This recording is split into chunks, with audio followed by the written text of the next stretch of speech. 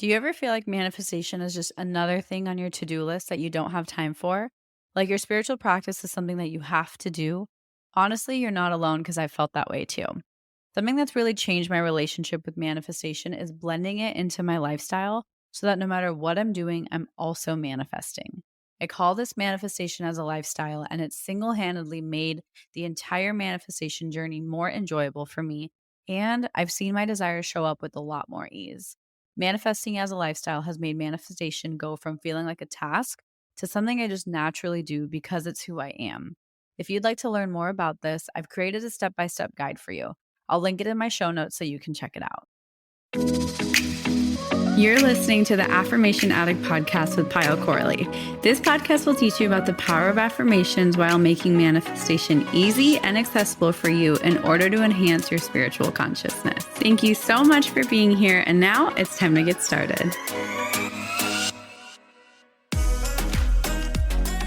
Hello, everyone, and welcome back to the Affirmation Addict podcast. My name is Pyle, and today we're talking about consistency, but specifically in healthy habits.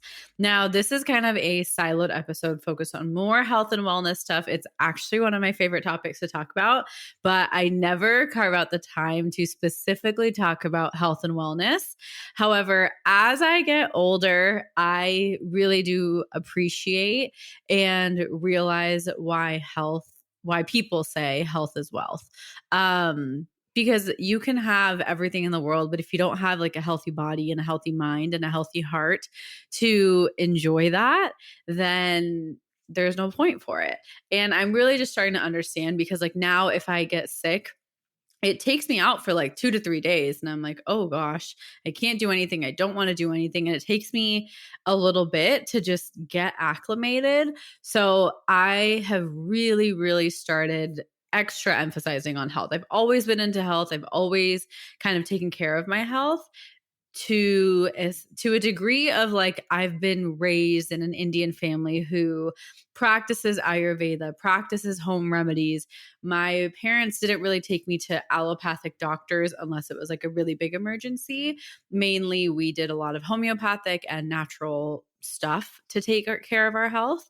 And now it is so important to me, and as I'm kind of not under my parents' care, it is how I still take care of myself to this day. And me and Tom practice that as well as we kind of continue our family journey. And so I just thought it'd be fun to talk about health. I thought it'd be really fun to talk about how I actually became more consistent in healthy habits. And the healthy habits I'm talking about is specifically health focused. I really do think everything contributes to health. I think mental health, emotional health, spiritual health, energetic health, and physical health are all part of the bigger umbrella of health. So certain things I'm talking about are like a mental health thing. However, a lot of it is physical health and a lot of it is stuff that you probably hear pretty often. And it's something that I have always wanted to try and do, right? Like I've always tried to be more consistent in working out. I've always tried to be more consistent in like drinking more water or moving and getting natural sunlight throughout the day or spending less time on my phone and more present in my daily life or meditating more and actually finishing my to-do list or eating at home and making nourishing, balanced, nutritious meals rather than getting a quick fix and eating out. I don't know if I already said this, but also waking up early. And it doesn't have to be waking up early. I will touch on this deeper, but a better way to say it is getting enough sleep, actually, is probably a better point that I'm trying to make.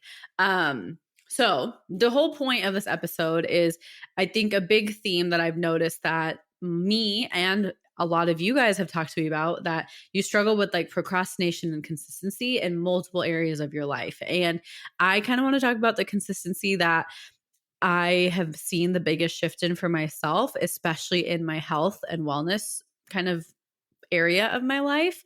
And feel free to apply some of these principles or apply some of these thought processes to other areas of your life. Like maybe you're trying to be more consistent in your meditation practice or in your spiritual practice or in just finishing your to-do list and keeping a clean home and doing your laundry. Whatever it is for you, you're welcome to apply these. But I thought it'd be really fun to do an episode solely focused on health, just because it's something I'm so passionate about.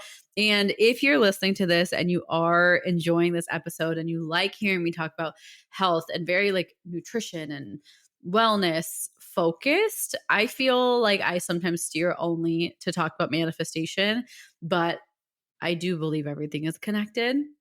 So just let me know if you're okay or you enjoy me talking more about health and just actual physical health and vibrance and vitality in my body and in my energy in all ways. So let me know if that's something that actually does resonate with you. I sometimes get nervous because I'm like, it's a little bit specific. So hopefully you like this episode. Okay. So to give you some context, where I was around this time last year, I woke up most of the time feeling either super anxious or not enough rest. Like I never felt well rested. I always felt like I was like waking up in like a jolt and like, oh my gosh, what do I have to do today? I just never felt like happy when I woke up, which felt like a lot to ask for at the time.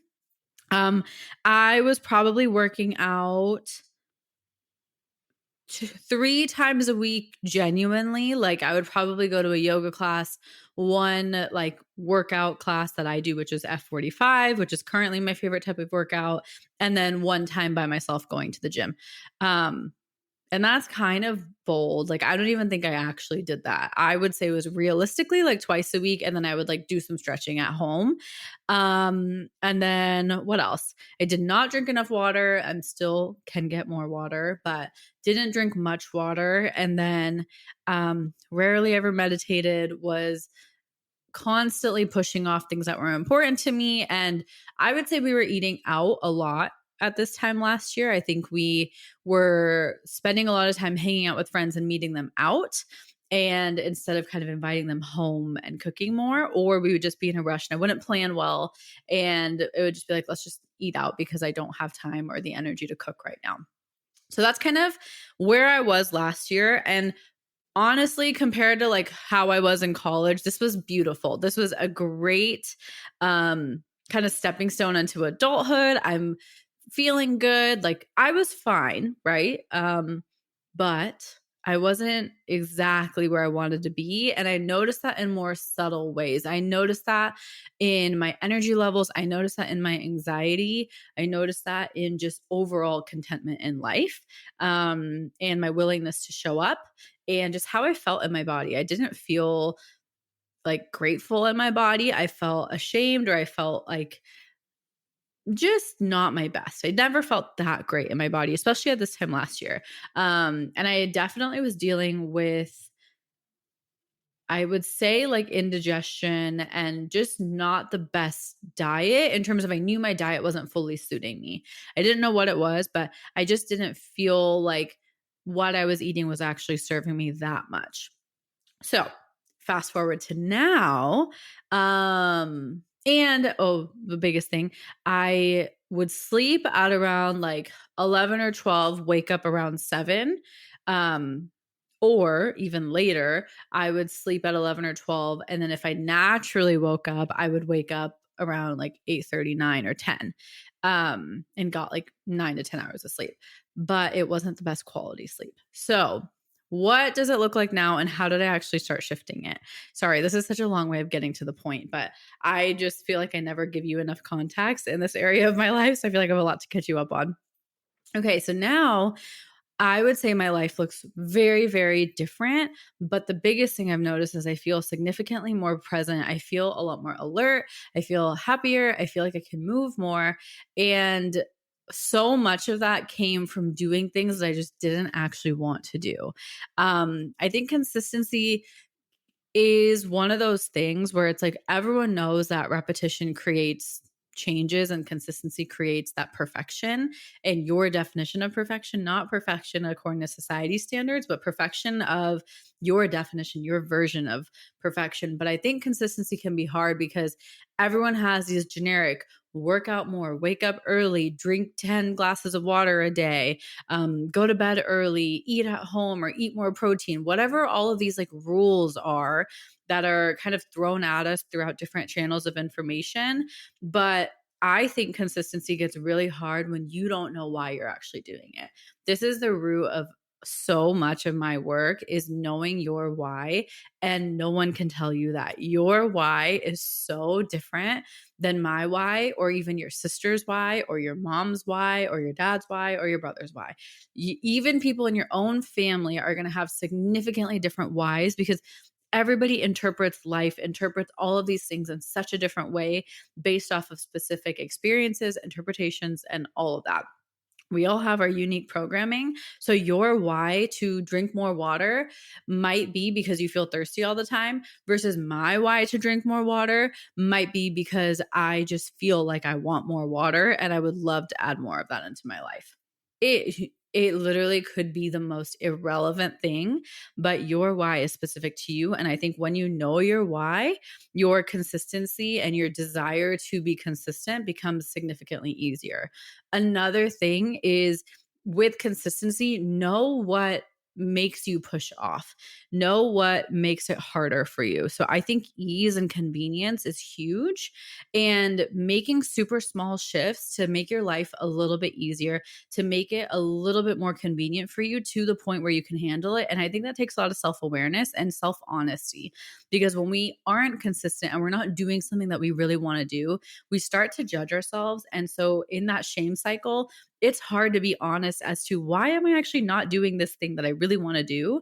And we can't think about it in a logical way. For example, I want to drink more protein, right? I'm a vegetarian. I eat eggs, but like I don't eat too much tofu. And I know I don't get enough protein, but I work out a lot now. So I wanted a little bit more protein, just one protein shake a day. And I literally had this conversation with Tom yesterday where I was like, I don't make my protein because I hate cleaning up. I have like the electrical frothers, and like I keep it in our pantry. So I do not make the protein because I don't like going to the pantry, taking it out, making my protein and putting it back. If I had a mason jar with a shaker bottle that I could easily just shake and I don't have to turn anything and I can just rinse out and keep it in the sink, I know I would be a lot less lazy because the proximity, it's so ridiculous. I could put the mason jar in a cabinet right there versus walking all the way to the pantry. It's actually the most ridiculous thing, but because I have to wait for it to dry and I hate when our kitchen is cluttered, I can leave the mason jar in the drying rack, but I can't leave the frother in the drying rack. That is the reason I believe that I don't drink as much protein. And so I made that change. And it can be so small, but knowing your personal quirks of like, why is this harder? Another one for us is like, Tom and we go to F45, but we have a gym membership at kind of a bigger gym that has a sauna, since we don't have one at home right now. And I would love after my workout to go sit in the sauna for 20 minutes. So just geographically, there was one gym, maybe like $10 cheaper a month, like nothing crazy cost wise, but there was one gym that was the same distance from our house. So 8 minutes from our house, both, or maybe even 4. But one was on the way back from that gym and one was a little bit of a detour. And because it was a little bit of a detour, I never went to the sauna after. Now that we've switched gyms, this is literally on the way back. It's perfect. I pass it every single time I'm coming home. I go to sit in the sauna like 3 times more a week than I used to. And so realizing what your little quirks are and what's making it harder for you to be consistent is such a powerful practice of self-awareness and problem solving and being resourceful, that it makes a huge difference. And there's probably different layers of limiting beliefs tied in, like, oh, it's a little bit more expensive to go to this gym, but it's like, well, I'll probably use it a lot more. So maybe it actually isn't that much more expensive. When figuring out what reasoning and what logic we're going through in our head, because we make decisions so quickly and we assign reasoning so fast. So those are my two biggest tips for consistency, is understanding your why, but then also understand why you're not being consistent. What's stopping you? What's that resistance? For me, a big thing that I wanted to do was go to the 6 a.m. workout class, because I have so much more time in my day versus when I do 8:30, I tend to skip it because normally I have to be somewhere by like 9:30. Or if I'm helping babysit, I won't have time. So I was like, I would love to do my 6 a.m. workouts and stay on a consistent schedule and go to the gym or move my body at 6, because then I actually have time for myself in the morning. That was my personal why. And what it helped me do was I was actually able to get myself so clear on why I wanted to do it. And then I realized what makes it harder for me to get up in the morning. It's one more decision for me to make to pick out my clothes. And everyone says this, lay out your clothes for the gym in the morning. But for me, it's not like the motivation to get there. I don't need a cute outfit. Like some people say, put on a cute outfit to get to the gym. If that works for you, great. That means nothing to me. I don't care if I have a cute outfit. I just need my outfit, like my socks, my bra, my underwear, my shirt, and my leggings all laid out. So that way at 5:15, when I'm waking up, I can go brush my teeth, wash my face, and then just put on my clothes. I'm not making a decision or even taking the extra few minutes to take out clothes. I can literally wake up, and that saves me like 5 or 6 minutes of brain power, but also time so I can sleep a little bit more in the morning. Hi, beautiful friend. I hope you're enjoying this episode. I wanted to hit pause for 15 seconds and share with you about my spiritual membership I created to help you raise your vibration and manifest with ease. I created Affirm It so you can have access to all, and I really mean all, of the spiritual tools you need to step into your higher self and watch your dreams manifest with ease. If you're really ready to dive into your spirituality and connect with your highest self, I invite you to join the Affirm It membership. More details are in the show notes if you're interested. And now let's jump back in. So it's really interesting because you have to find what's unique to you and play with it, because I thought it would be getting a cute outfit for the gym. Didn't do anything for me. It doesn't make sense. I thought it would be having like different alarm sounds and all of these things, but you have to play with it. So think of consistency as something you can experiment with to get to where you want to be. But those are the two biggest shifts that made a difference for me. And I'll give you some more examples of the healthy habits that I am actually consistent with now. And I will kind of rate them on like how much of a difference I think it's made. Number one, water. I wanted to drink more water. I didn't grow up in a family that drinks too much water. And I was like, I think I would like to drink more water because I don't feel like I'm actually hydrated. And I feel like water is like life force. And to me, it felt like a very spiritual reasoning, actually. Like, I just feel like I needed to nourish my cells. It felt like a very internal quench that I needed to do. Not because I say 8 hours of water, not because I feel dehydrated, but I really just like water. And I was like, why not drink more of it? And it's supposed to be good for you. So for me, drinking more water, the biggest thing was getting a bigger glass at home. I tried a lot of different glasses and I didn't like water bottles. I hate water bottles that look clunky. So I needed a big glass with a glass straw. It made the biggest difference for me. And now I can say I drink around 2 to 3 like big mason jars of water at home. And then I have a water in our car that makes it easy for me to drink water when I'm not at home. So just catering your needs to your lifestyle. I cannot stress that enough. Your lifestyle looks like nobody else's. So get clear on what your little quirks are. Like for me, sipping, like if I don't have a straw, tipping my water cup back is annoying to me. And getting up to refill my water more often is a nuisance. So I needed a bigger glass. Super simple things, but it makes the biggest difference. That habit has been the easiest for me to shift once I shifted it, and I'm happy with it. The next one, probably my biggest one, waking up early / sleeping more. This was kind of the biggest thing that made the difference for me, was realizing that my days significantly shrunk when I started my workouts at 8:30 versus 6. I feel like I lost 2 to 3 hours of my day. And I was feeling like I was always behind when I was working out at 8:30 versus around 6 a.m. And then secondly, I got some blood work back, and my cortisol and my melatonin melatonin, right? Yeah, my melatonin was flipped. And one of the things that you can do to kind of naturally reshift that is go to bed a little bit earlier, wake up a little bit earlier. And I did two things to help myself do that. One is allowing myself to sleep earlier without judging myself. Like I can stay up till like 2 a.m. and be totally happy as pie. Like that's my culture. I grew up with that. My parents literally stay up till 1 to 2 a.m. on normal nights. However, I would always judge. I had a perception that if you're going to sleep early, you're boring or you're not enjoying life. But if I went to sleep late and still woke up at that 6 a.m. or even for my 8:30 a.m., I would always feel rushed in the morning and I never felt that great. So shifting to reframing how I felt sleeping earlier and allowing myself to like not judge myself for literally being in bed by 9 o'clock, actually probably asleep by 9, meaning in bed in the 8 o'clock range, was insane to me because that was such a big reframe to me. I judged myself. I felt like a child, felt like a little kid. It was a lot of random deep things that I had to go through to be like, it's okay for me to be in bed early. And I also have the luxury to, right? We don't have kids. Like we have that flexibility. So why not enjoy it? Obviously, we go out, enjoy our time with our friends and stuff, and we stay out as late as needed. But if it's just me and Tom and we have no plans, like that's what I'm doing. Then I'm actually awake in the morning. I'm not anxious.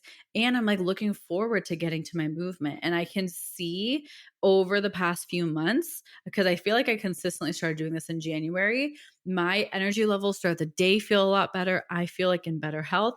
And I've been able to work out more days of the week because I'm not cramming my schedule. I don't have any obligations at 6 a.m. So I'm able to actually get to the gym or get my body moving almost 5 times a week compared to my 1 to 2 to 3 times a week. And it's harder workouts, but I have more energy for those workouts too. Similarly, the working out, moving my body, getting okay being scared and not feeling like I have to be perfect the first time. I hate cardio-based workouts. I've talked about this before, and I'm fine with strength training, but I know I need cardio. I know for like my health, just what my blood work came out with, cardio would only serve me. And I was so scared to go to cardio workouts because I would hate that feeling of like wheezing and feeling out of breath. But if you listen to this last episode, I talked about doing it scared, and I went to cardio classes and I did it scared. And now after going to cardio classes for a few weeks, like cardio is kind of starting to become some of my favorite days because I love the movements of it. And giving yourself permission to do it scared, but also find different ways to make it meaningful to you. Like I learned that with more cardio days, I have so much more energy with my niece and my nephew, Ellie, like Ellie and Nash. Nash is a baby right now, so I'm not playing with him like this, but Ellie, she's almost 3, and we like run around and I can pick her up and run and sprint in circles without getting tired. I can keep up with her. So that like personal motivation of like, oh my gosh, I can notice that I'm not getting tired when I'm chasing her versus I used to be like, okay, Ellie, Thea needs a break, right?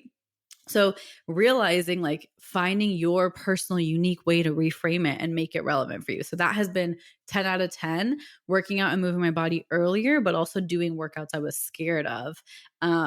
Another thing I was scared of at the gym, specifically cardio, was doing like box jumps, like what's where you basically are on the ground and you just jump onto a high box. I would just step up because I was too scared. And I was like, I can't do it. I'm going to hurt myself.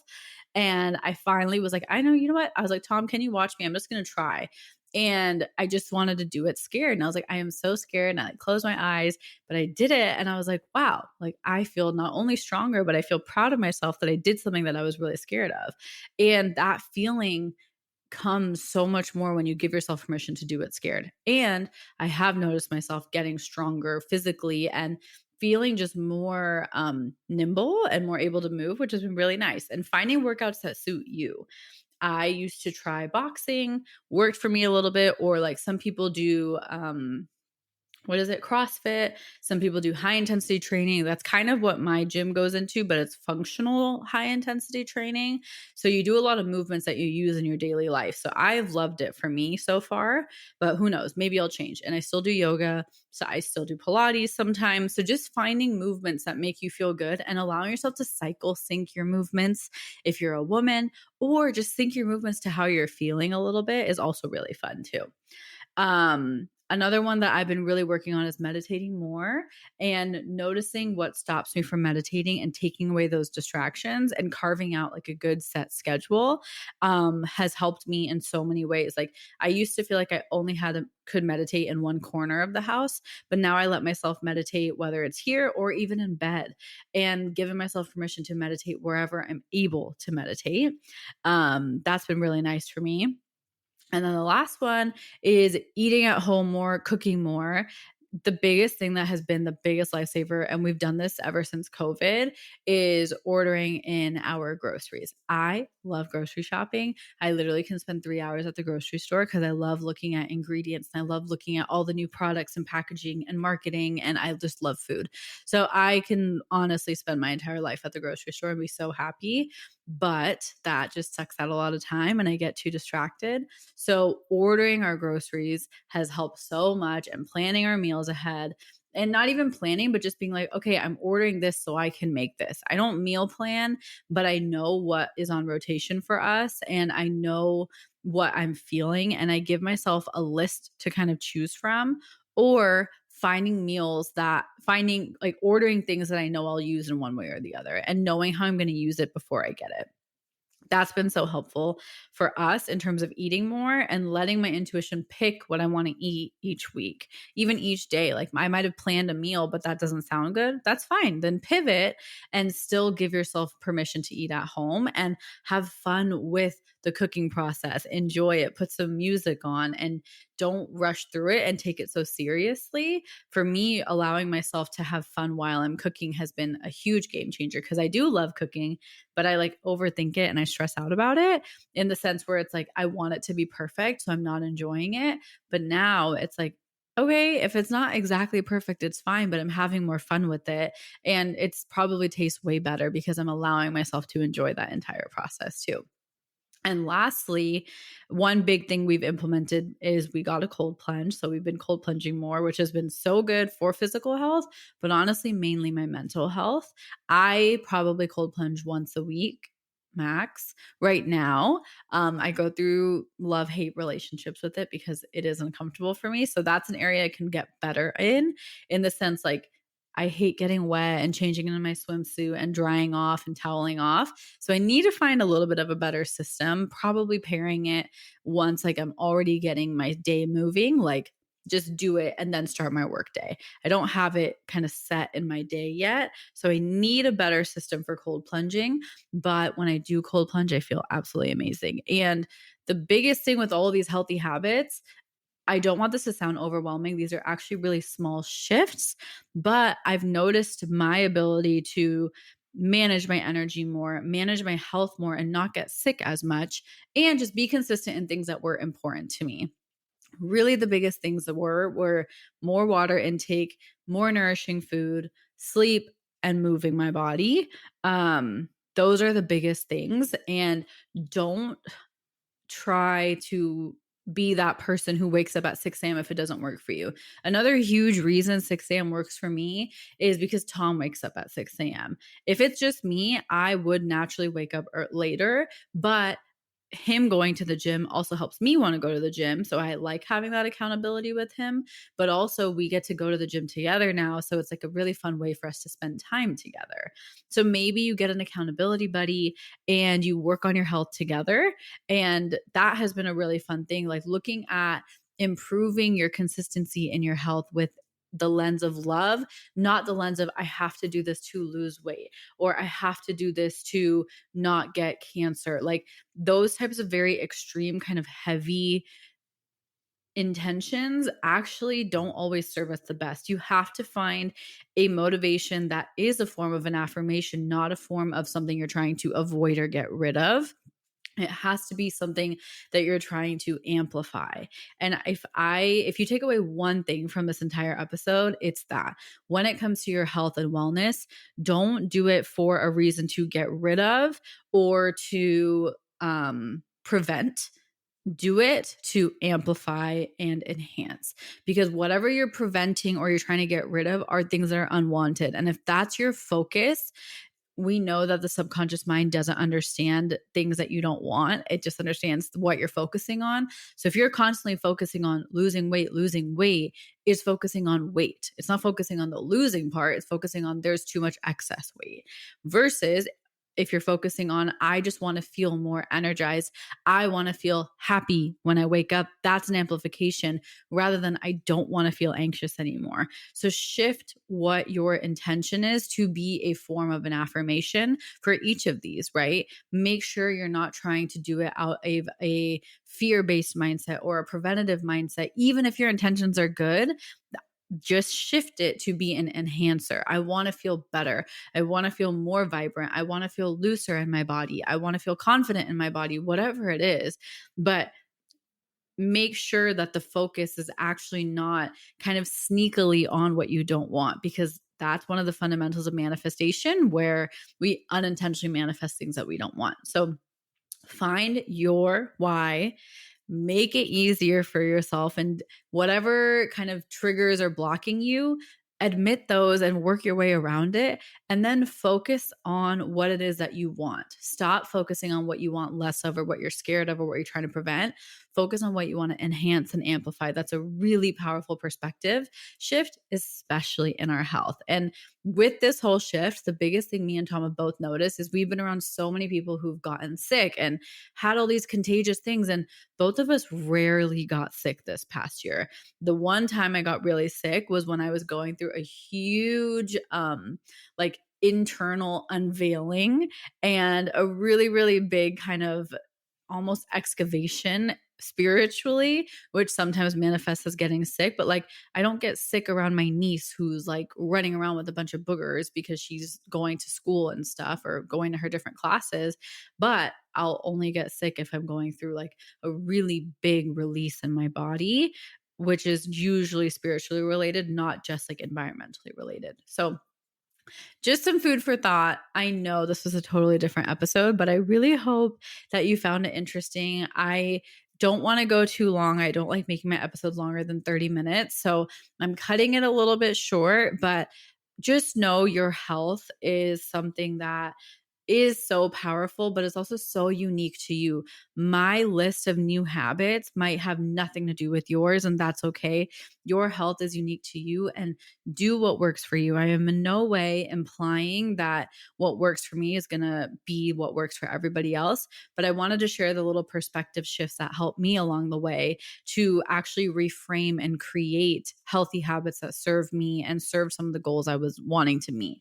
Maybe they'll change. Like maybe I won't want to wake up early in 6 months. Who knows? But right now, this is where I'm at. And I'm really feeling like a good, sustainable energy consistently for weeks at a time, which is really, really nice. So I hope this episode was insightful.